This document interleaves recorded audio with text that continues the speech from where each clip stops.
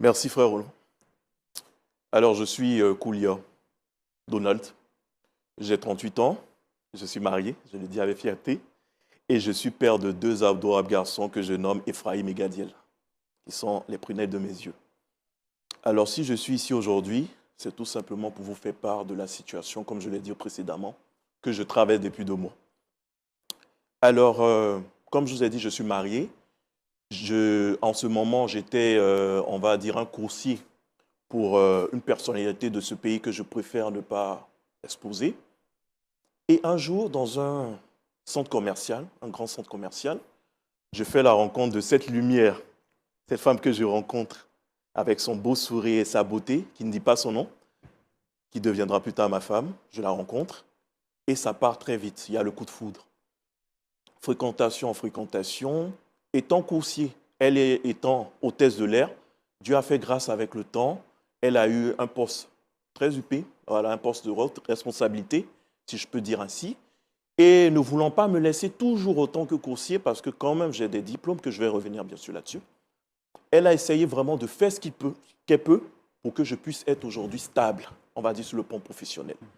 Donc, de connaissance en connaissance, elle a permis aujourd'hui que je puisse embrasser, on va dire, un poste de directeur d'exploitation dans une grande banque que je vais préférer taire le nom.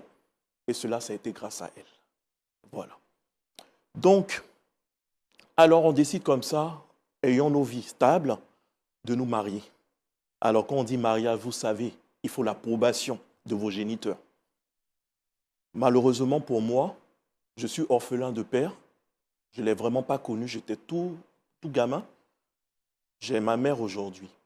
Alors ma mère a été ce pion-là, ce pilier-là qui a fait que je suis devenu ce que je suis aujourd'hui. Elle fait partie de la genèse. Alors mon père, je l'ai perdu, d'après ce que ma mère m'a raconté un jour, pendant qu'on ressassait les faits, que mon père a été fusillé dans la plantation dont il disposait des hectares, je veux dire, de cacao et tout. Et ils ont décidé de tous voler à ma mère, de ne rien lui laisser. Vous voyez, c'est difficile. Étant le seul garçon. Alors, qu'est-ce qu'elle décide de faire? Elle décide de ne pas se laisser abattre. Alors, elle se bat, elle vend des beignets le matin, après une petite place au marché d'aubergines, et j'en passe. Et Dieu a fait grâce, voyant les efforts de cette femme très battante, de permettre qu'aujourd'hui, je puisse avoir un master en technique comptable et financière.